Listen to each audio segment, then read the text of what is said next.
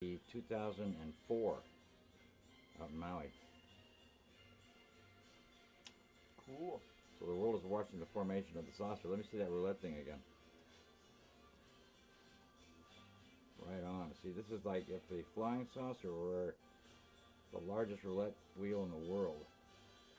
And like, like in the early days, like when they're doing incredible architecture, like the Seattle Spire, where they had the rotating restaurants and stuff like that.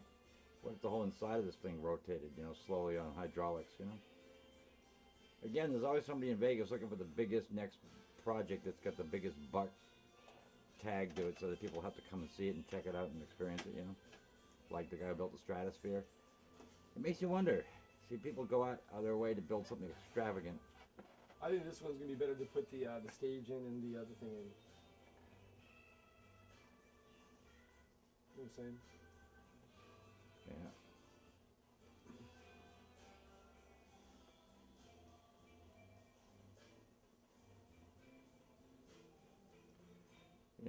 The Mayans might have had this kind of like mental, verbal, visual technology.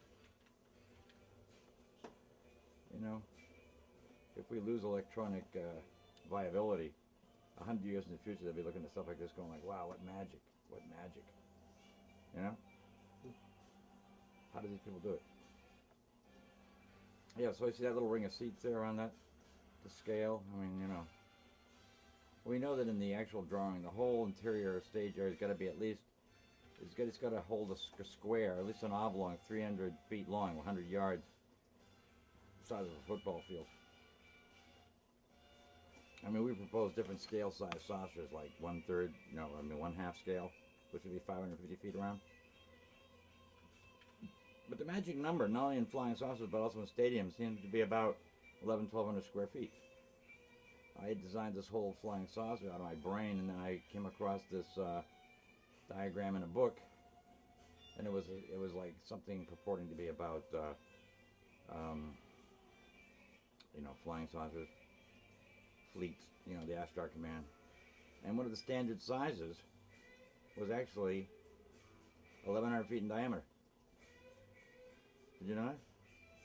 I do know. So it was like this amazing synchronicity with the whole thing that I had been imagining. As though, the dream were lucid and came from some source. You know what I mean? I know what you mean, man. Know what I mean? I know what you mean, man. Yeah, that's looking more or less like a rough perspective there. That's good. I gotta Greek some gaming tables and chairs around there.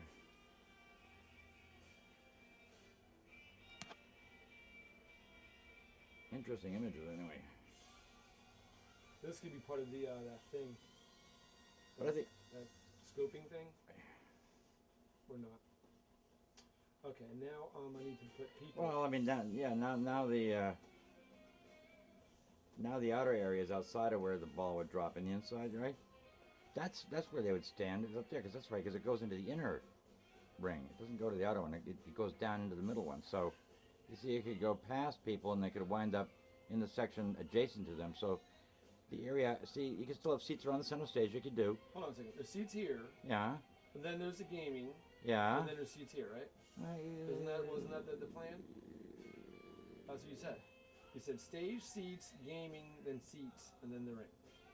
With the outside. Right? Because right now I'm trying to find gaming stuff. Okay. Right? I'm gonna put gaming stuff in this, right? And where the wood is, right? Where the wood is, yeah. Right. Because that's instead of the seats for this one, and then we'll put seats in for another one. How's that? Save as one with seats, save one as with gaming.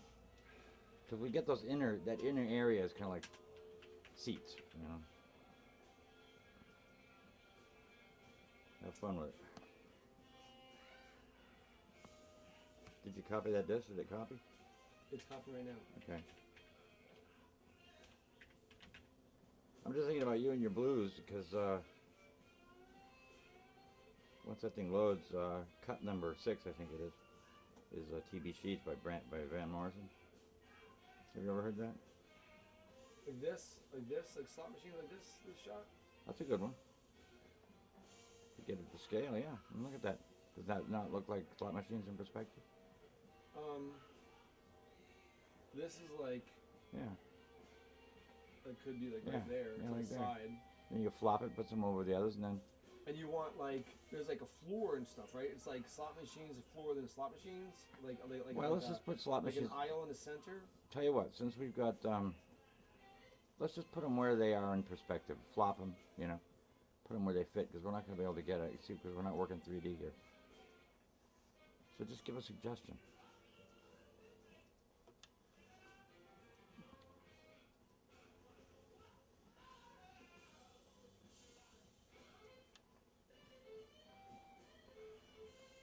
That looks pretty cool, by the way. Just right there, you know.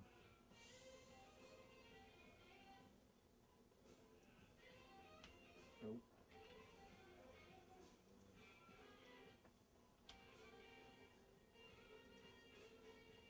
Movie star, huh?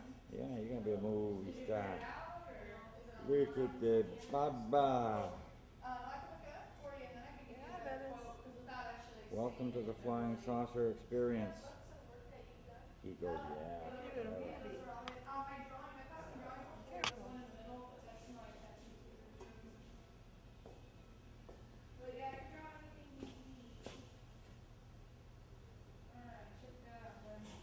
Hey, Constance, why don't you hook me up to be an artist here? What? Why don't you let me be an artist? You, an artist here? A concept artist. A concept artist? A concept artist here in the tattoo shop. Why would I do that? Where would my job be then? I'm multi-talented, man. Do it all. I draw everything. Why am I going to employ somebody to do it? Well, just, you know, also having a second opinion from a doctor. Oh. Well, only if you can tattoo. Okay. Like it? Alright, let me wrap it up for you. Keep the bandage on for about an hour. What's up, buddy? Not much. I just got a question. How old do you have to be to get a piercing? You have to be at least 17. Well, no, you have to be 16 with a notarized consent from your parents. Okay. And they have to be present. Okay. We need one parent, notarized consent, your ID, their ID. Yeah. That's it. Cool. What do you want to get pierced? Oh, right on. No problem. Ear piercings, $30. Does that hurt? What, the ear piercing? Yeah. Not really, it only lasts a second. Except if you have Lauren doing it. She's a piercing apprentice. I let her pierce my tongue. And I'm bleeding all over the freaking floor. I'm all over the place. Like, she didn't like. 2 seconds. Yeah, I know. But she didn't follow through. Like, it does take 2 seconds. It should be like just a poke and go poof. And she got scared, started shaking, and then everything disconnected, and I'm bleeding everywhere. And I'm trying to plug up the hole with the jewelry. Oh, it was a mess. My tongue was so swollen. She was mortified. Mortified. But I mean, she's done pierced a couple belly buttons and some ears and stuff. I mean, she just didn't quit being a pussy and just do it. You know what I mean? Yeah, you just gotta do it. First thing I ever pierced was a tongue. Talk about being scared. They made me.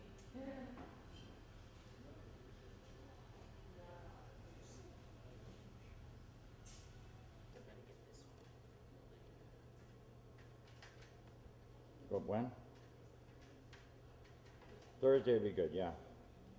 That'll give me a little time to get on the, I gotta get on the phone. Basically, the way I wanna do this is rather than take some chance of going there and later getting some claim that you harassed or hustled or, you know, did anything bad, I'm gonna probably take tomorrow and, I'm gonna have to call the local cops and just tell them, hey, look, we get a situation here, the couple's, you know, doesn't have enough money, aren't willing to pay, whatever, and you know, they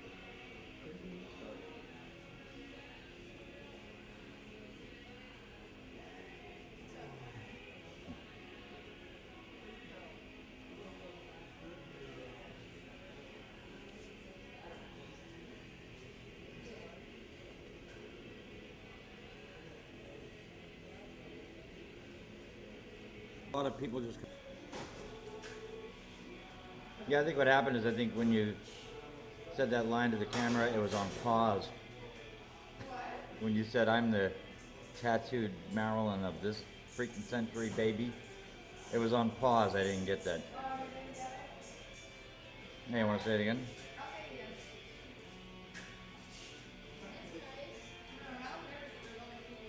I guess that's what makes me good at what I do because I'm gonna say it just like I said it before. Yeah.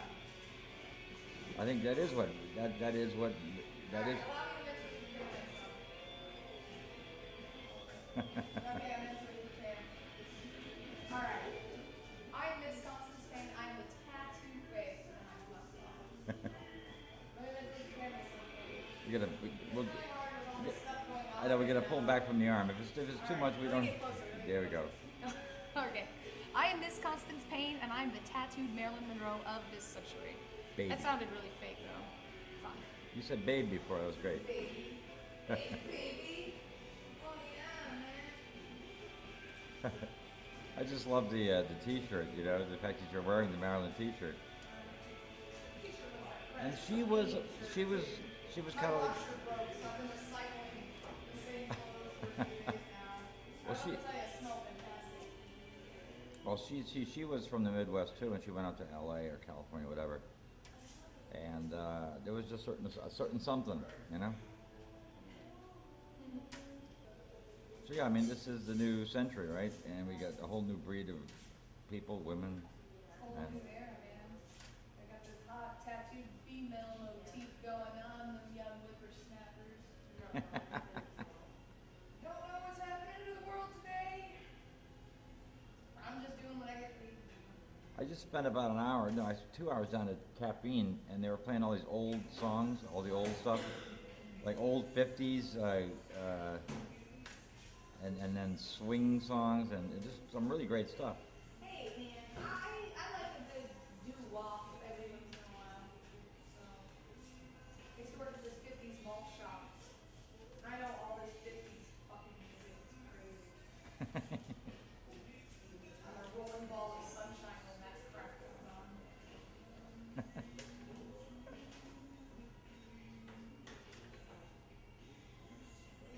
But you grew up around Chicago, right? Huh? You grew up around Chicago? I grew up on east side of Chicago. One of the biggest hellholes there is in Missouri. So not like suburban Chicago. Definitely not suburbia. Now, where'd you get the Dr. No gloves there? Those are like black gloves. Back in the day of Dr. No, remember the Bond film? Yeah, right? Dr. No. These are special tattoo supply gloves. They make the tattoos better. Really? Swear.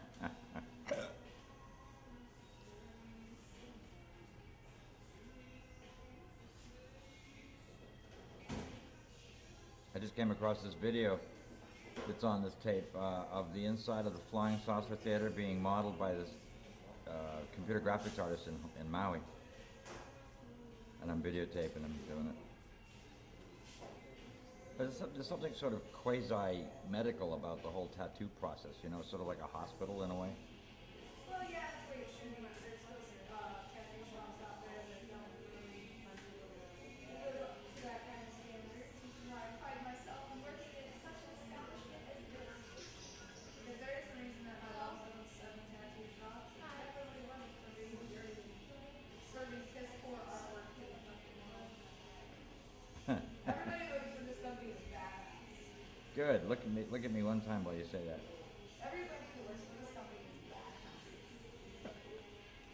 See that with a smile. Going to Detroit at the end of this month. I'm going to be in Dallas at the end of next month. And at the beginning of June, I'm going to be in New York. What are you doing out there? Up in New York? No. Or where? Detroit? Dallas? Well, I'm going to Detroit because there's girls that want to join my art studio out there and they want to move out here, so I gotta go see if they're worth extracting. Not to be a bitch or anything, but like, I'm on a low budget, and if you're not like, if you're really not worth much to the company, then I can't do it right now. I'm all for helping someone out, but outside of business for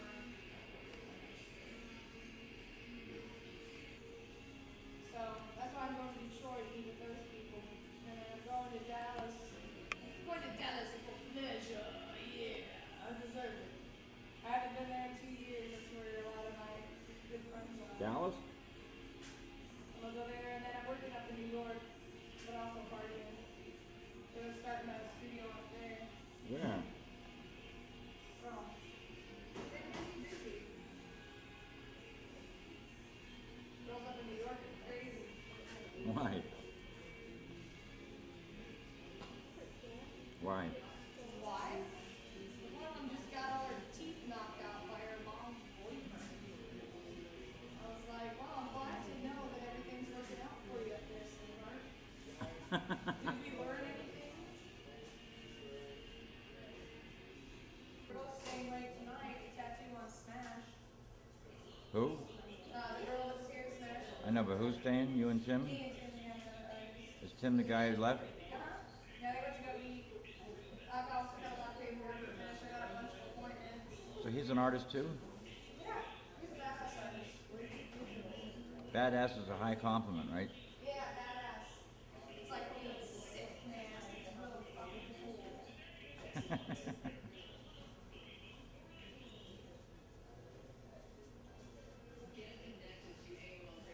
Awesome. This tattoo machine was given to me by one of the best portrait artists in the world. Who's that? Stefano Alcantara. What did I give you besides a ride? Did I ever give you anything? What? What did I give you besides a ride? What? I said, what did I ever give you besides a ride? Oh, Did I ever give you something? I didn't get you those little donut things, whatever the hell you want to call them. I would even call those donuts. No, they're not. They're like little crawler crispy things. Alright, sweetheart, come on over. I like you and your work stuff.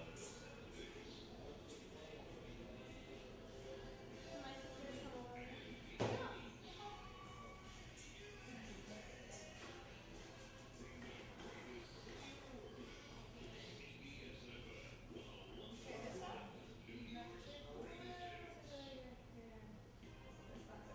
Because you don't want it to go behind your nail.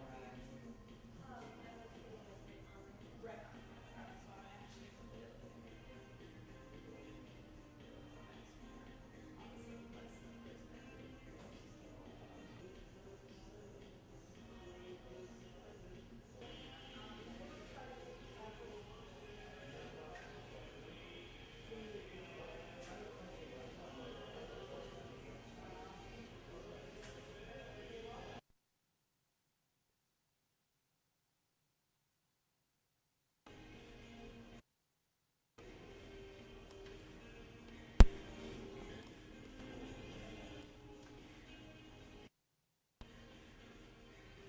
Hello, hello, hello, hello.